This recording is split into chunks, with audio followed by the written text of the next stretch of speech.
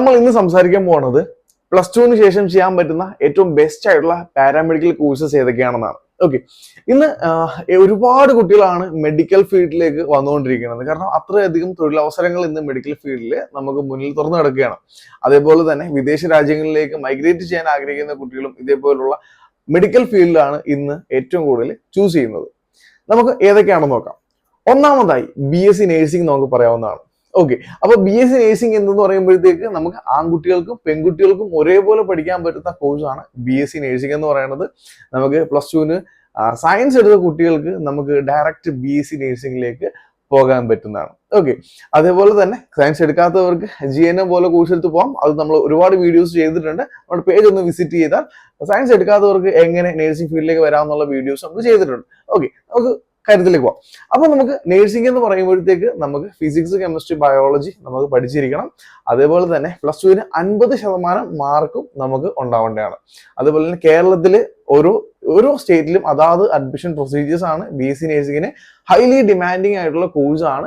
അപ്പം നിങ്ങൾ ആ ഒരു കോഴ്സ് തിരഞ്ഞെടുക്കുമ്പോൾ ഒരുപാട് കാര്യങ്ങൾ നിങ്ങൾ ശ്രദ്ധിക്കേണ്ടതായിട്ട് വരും. അപ്പൊ നമ്മൾ ഡീറ്റെയിൽ ആയിട്ട് നേഴ്സിംഗിന്റെ മാത്രമായിട്ടുള്ള വീഡിയോസ് ചെയ്തിട്ടുണ്ട്. അത് നിങ്ങൾ പോയി നോക്കാവുന്നതാണ്.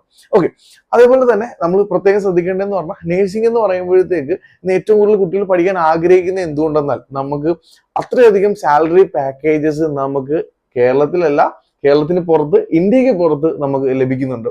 ഏറ്റവും കൂടുതൽ കുട്ടികൾ ഇന്ന് നേഴ്സിംഗ് എടുത്തിട്ട് നമുക്ക് ഇന്ത്യയിൽ നിന്ന് മൈഗ്രേറ്റ് ചെയ്യാൻ ആഗ്രഹിക്കുക എന്ന ഒരു കാലഘട്ടത്തിലാണ് നമ്മൾ ഇന്ന് നിൽക്കുന്നത്. ഓക്കെ, അപ്പം നമ്മൾ ചില ട്രോളിലൊക്കെ നമ്മൾ കണ്ടിട്ടുണ്ട് കേരളത്തിലെ ഇന്ത്യയിലെ ഒരു ഡോക്ടറെക്കാൾ സാലറി ഉണ്ട് നേഴ്സിംഗ് ജോലി ചെയ്യുന്ന പുറം രാജ്യങ്ങളിൽ ജോലി ചെയ്യുന്ന ആൾക്കാർക്ക് എന്നൊക്കെ. അപ്പം അത് നിങ്ങൾ കേട്ടിട്ടുണ്ടാവും. അപ്പം അത് സത്യാവസ്ഥ തന്നെയാണ്. അപ്പം അത് മനസ്സിൽ വെക്കുക. പിന്നെ ഭയങ്കര ഈസിയാണ്, ഇങ്ങനെ പെട്ടെന്ന് ജോലി കിട്ടി പോവാം എന്നുള്ള രീതി എല്ലാവരും കയറി BSc നേഴ്സിംഗ് എടുക്കുന്നത് ഞാൻ കണ്ടിട്ടുണ്ട്. പക്ഷെ അങ്ങനെയല്ല, അത്യാവശ്യം നല്ല രീതിയിൽ പഠിക്കാനുണ്ട്. ഒരു MBBS പഠിക്കുന്ന ഡോക്ടർ എത്രത്തോളം പഠിക്കുന്നുണ്ടോ അത്രയധികം ഇല്ലെങ്കിലും ഏകദേശം അത്രത്തോളം തന്നെ ഒരു നേഴ്സിംഗ് വിദ്യാർത്ഥി പഠിക്കുന്നുണ്ട് എന്നുള്ള കാര്യം നിങ്ങൾ മറക്കാതിരിക്കുക. കാരണം അവരും ഇതേപോലെ അനാട്ടമിയും മറ്റു കാര്യങ്ങളൊക്കെ പഠിച്ചിട്ട് തന്നെയാണ് ഡോക്ടേഴ്സിന്റെ കൂടെ ഒരു വർക്ക് ചെയ്യുന്നത്. ഓക്കെ, അപ്പം പ്രത്യേകം ശ്രദ്ധിക്കുക. അത്യാവശ്യം നല്ല രീതിയിൽ കഷ്ടപ്പെട്ട് തന്നെയാണ് എല്ലാവരും BSc നേഴ്സിംഗ് പോലുള്ള കോഴ്സസ് ഒക്കെ പാസ്സായി വരുന്നത്.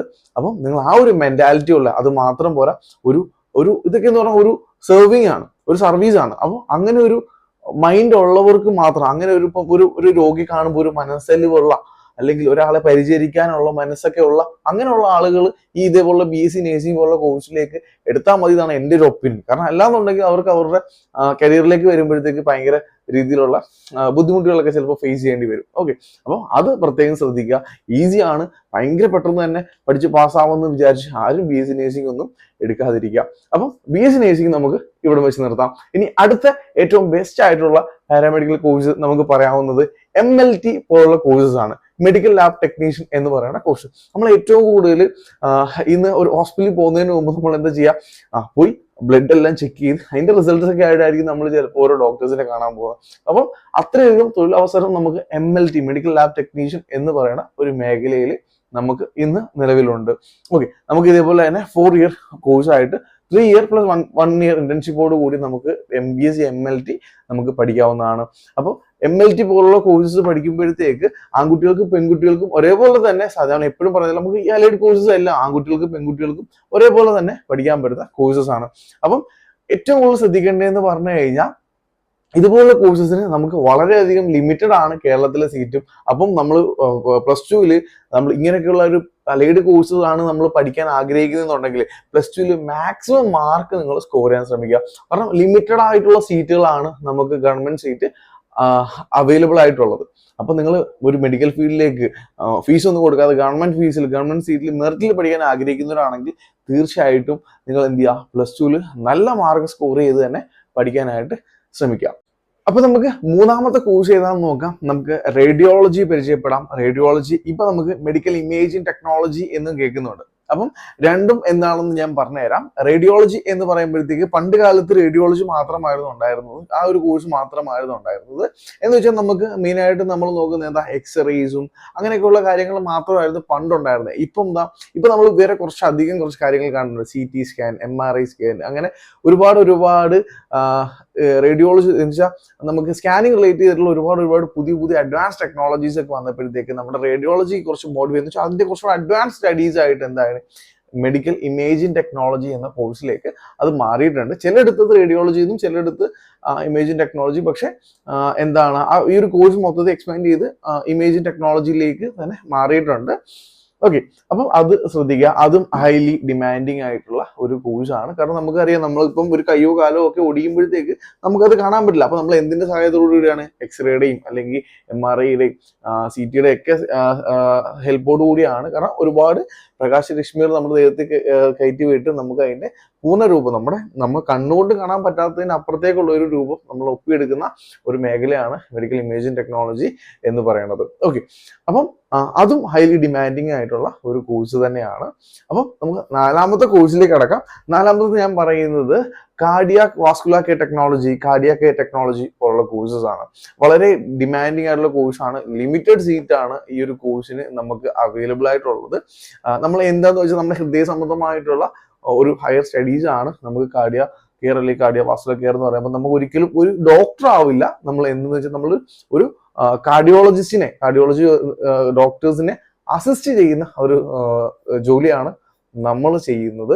എന്ന് വെച്ച് കഴിഞ്ഞാൽ നമുക്ക് ഒരു ഹൃദയ സംബന്ധമായിട്ടുള്ള ഒരു സർജറി കാര്യങ്ങൾ വരുമ്പോഴത്തേക്ക്, ഇപ്പോൾ എക്സാമ്പിൾ പറയുകയാണെങ്കിൽ ഈ പേസ് മേക്കർ ഒക്കെ വെക്കുന്ന കേസസ് ഉണ്ടല്ലോ. അപ്പൊ ആ ഡോക്ടർ വരുമ്പോഴത്തേക്ക് ഒരിക്കലും ഡോക്ടർ എന്താ പറയുക, ഡോക്ടർ വരുന്നു, കാര്യങ്ങൾ ചെയ്യുന്നു, കൃത്യമായിട്ട് സർജറി ചെയ്യുന്നു, പോകുന്നു. പക്ഷെ അതിന് മുന്നേ ഒരുപാട് കാര്യങ്ങൾ ഇതിന്റെ പുറകിലുണ്ട്. എന്തൊക്കെയാണ് ഈ പേസ് മേക്കർ സെറ്റപ്പും കാര്യങ്ങളും അവിടെ അറേഞ്ച് ചെയ്തു, അങ്ങനെയൊക്കെയുള്ള കാര്യങ്ങൾ ഡീറ്റെയിൽ ആയിട്ട് ചെയ്യുന്നവരാണ് നമ്മളുടെ എന്താണ് CBT പഠിച്ച അല്ലെങ്കിൽ കാർഡിയാക് കെയർ ടെക്നോളജീസ് പഠിച്ച കുട്ടികളായിരിക്കും ഡോക്ടറിനെ അസിസ്റ്റ് ചെയ്യുക.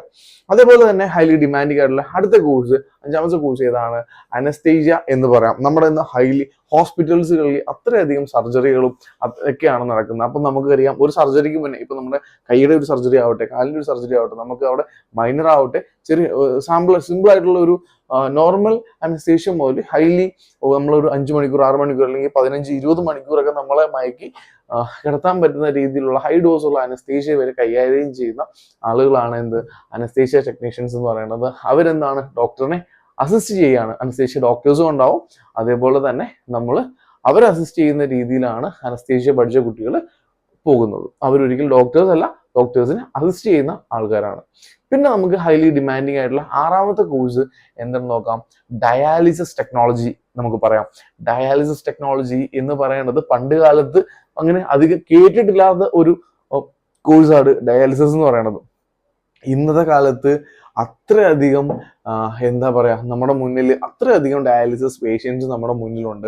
കാരണം ഒരുപാട് പേർക്കാണ് ഡയാലിസിസ് ഇന്ന് ചെയ്യേണ്ടി വരിക. ഇന്ന് ഹോസ്പിറ്റൽസിൽ മാത്രമല്ല, ഡയാലിസിസ് സെപ്പറേറ്റ് ക്ലിനിക്ക് വരെ ഇട്ടാണ് ഇന്ന് ഡയാലിസിസ് യൂണിറ്റുകൾ പ്രവർത്തിക്കുന്നത്. അപ്പം അതും ഹൈലി ഡിമാൻഡിങ് ആയിട്ടുള്ള ഒരു കോഴ്സാണ്. 7ാമത്തെ കോഴ്സ് എന്ന് പറയുമ്പോഴത്തേക്ക് നമുക്ക് എന്ത് പറയാം, BPT ഫിസിയോതെറാപ്പിസ്റ്റ് എന്നുള്ള ഒരു കോഴ്സ് നമുക്ക് കേട്ടിട്ടുണ്ടാവും. നമ്മളിപ്പം കൈ ഒടിഞ്ഞു, കാലൊടിഞ്ഞു, പല വൈകല്യങ്ങളും നമ്മുടെ സാഹചര്യം നമുക്കൊരു ഇഞ്ചറിയിലൂടെ ഒക്കെ നമുക്ക് വരാറുണ്ട്.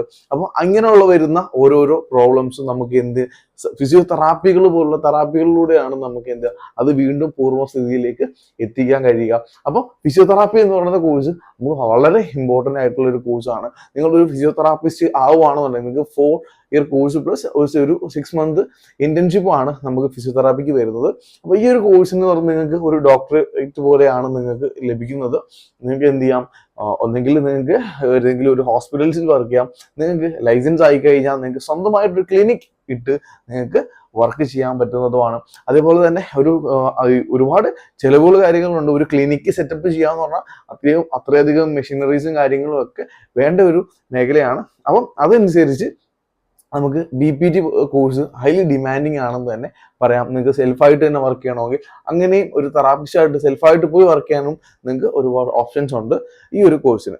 അതേപോലെ തന്നെ അടുത്ത് നമുക്ക് നോക്കാൻ പറ്റുന്ന കോഴ്സാണ് ഒപ്റ്റോമെട്രി എന്ന് പറയുന്നത് നിങ്ങൾ എന്തായാലും ഒരിക്കലെങ്കിലും നിങ്ങൾ കണ്ണ് പരിശോധിച്ചിട്ടുള്ള ആൾക്കാരായിരിക്കും, അല്ലെങ്കിൽ നിങ്ങൾ ആരുടെങ്കിലും കൂടെ പോയി കണ്ണ് പോയ ആരുടെങ്കിലും കൂടെങ്കിലും നിങ്ങൾ പോയിട്ടുണ്ടാവും. അപ്പൊ നിങ്ങൾ എന്താ ഒരു ഐ സ്പെഷ്യലിസ്റ്റ് ഡോക്ടറിനെ കാണുന്നുണ്ട്. അപ്പൊ ഡോക്ടറിന്റെ കൂടെ ഡോക്ടറിനെ നമ്മൾ കാണുന്നതിന് മുന്നേ തന്നെ നമുക്ക് ഒരുപാട് കാര്യങ്ങൾ അതിന് മുന്നേ ചെയ്യുന്നുണ്ട്. നമ്മുടെ കണ്ണ് ടെസ്റ്റ് ചെയ്യുന്നുണ്ട്, നമ്മുടെ കണ്ണിന്റെ പവർ എത്രയാണ് ഒക്കെ ചെക്ക് ചെയ്യുന്ന ഒരുപാട് ആൾക്കാരുണ്ട്.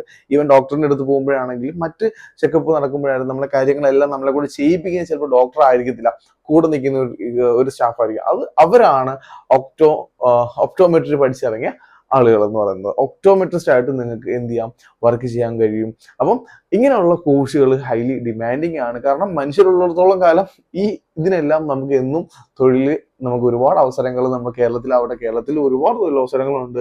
അതേപോലെ തന്നെ പുറത്താവട്ടെ ഒരുപാട് തൊഴിലവസരങ്ങളുള്ള മേഖലകളാണ്. അപ്പം അടുത്തതായി നമ്മൾ പറയാൻ പോകുന്നത് BASLP എന്ന് പറയുന്ന കോഴ്സാണ്, bachelor of audiology and speech learning pathology എന്ന് പറയുന്ന കോഴ്സ്. അത് കുറച്ച് ഡീറ്റെയിൽ ആയിട്ട് നമുക്ക് പറയാനുണ്ട്. എന്തായാലും നമ്മൾ ഒരു ഡീറ്റെയിൽ ആയിട്ട് വീഡിയോ ചെയ്തിട്ടുണ്ട്, അത് നിങ്ങളൊന്ന് പോയി കാണാം.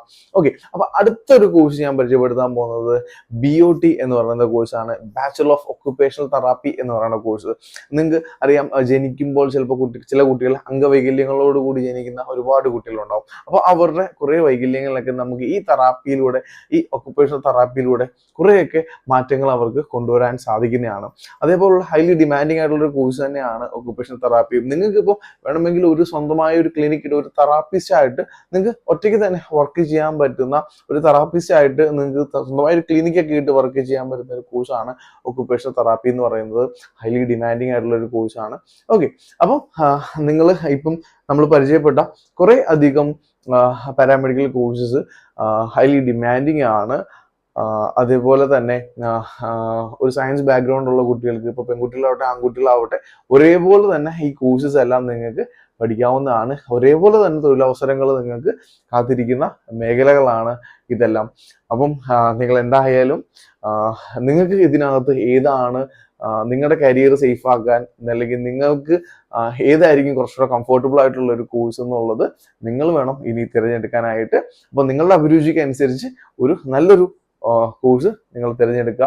അതേപോലെ തന്നെ നിങ്ങൾ കോഴ്സ് തിരഞ്ഞെടുക്കുന്നതിനകത്ത് നിങ്ങൾക്ക് എന്തെങ്കിലും തരത്തിലുള്ള കൺഫ്യൂഷൻസ് കാര്യങ്ങൾ ഉണ്ടെന്നുണ്ടെങ്കിൽ നിങ്ങൾക്ക് താഴെ കാണുന്ന നമ്പറിൽ നമ്മളുമായിട്ട് കോൺടാക്ട് ചെയ്യാവുന്നതാണ്. അഡ്മിഷൻ പ്രൊസീജിയറുമായിട്ട് എന്തെങ്കിലും സംശയങ്ങളോ കാര്യങ്ങളോ ഉണ്ട് എന്നുണ്ടെങ്കിൽ, നിങ്ങൾ കേരളത്തിലാവട്ടെ കേരളത്തിന് പുറത്താവട്ടെ അഡ്മിഷൻ ലഭിക്കുന്നതിന് എന്തെങ്കിലും തരത്തിലുള്ള ബുദ്ധിമുട്ട് കാര്യങ്ങൾ വരുന്നുണ്ടെങ്കിൽ, ഏറ്റവും മികച്ച കോളേജസ് ഏതൊക്കെയാണെന്ന് കണ്ടുപിടിക്കാൻ നിങ്ങൾക്ക് ബുദ്ധിമുട്ടുകൾ വരുന്നുണ്ടെങ്കിൽ, നിങ്ങൾക്ക് ഈ താഴെ കാണുന്ന നമ്പറിൽ നിങ്ങൾക്ക് കോൺടാക്ട് ചെയ്യാം. എൻ്റെ പേഴ്സണൽ വാട്സപ്പ് നമ്പർ ഞാനിവിടെ കൊടുക്കുന്നുണ്ട്. നിങ്ങൾക്ക് ഡയറക്റ്റ് തന്നെ കോൺടാക്ട് ചെയ്ത് നിങ്ങൾക്ക് വേണ്ട എല്ലാ ഇൻഫർമേഷൻസും കളക്ട് ചെയ്യുക. ബെറ്റർ ആയിട്ടുള്ള കരിയർ ചൂസ് ചെയ്യുക. വീഡിയോ നിങ്ങൾക്ക് ഇഷ്ടപ്പെട്ടിട്ടുണ്ടെങ്കിൽ തീർച്ചയായിട്ടും നിങ്ങളുടെ ഫ്രണ്ട്സിലേക്ക് നിങ്ങൾ ഇത് എത്തിക്കുക. അതേപോലെ തന്നെ ചാനൽ സബ്സ്ക്രൈബ് ചെയ്തിട്ടില്ല എന്നുണ്ടെങ്കിൽ ഒന്ന് സബ്സ്ക്രൈബ് ചെയ്തേക്കുക. അപ്പം അടുത്ത വീഡിയോ കാണാം. ബൈ.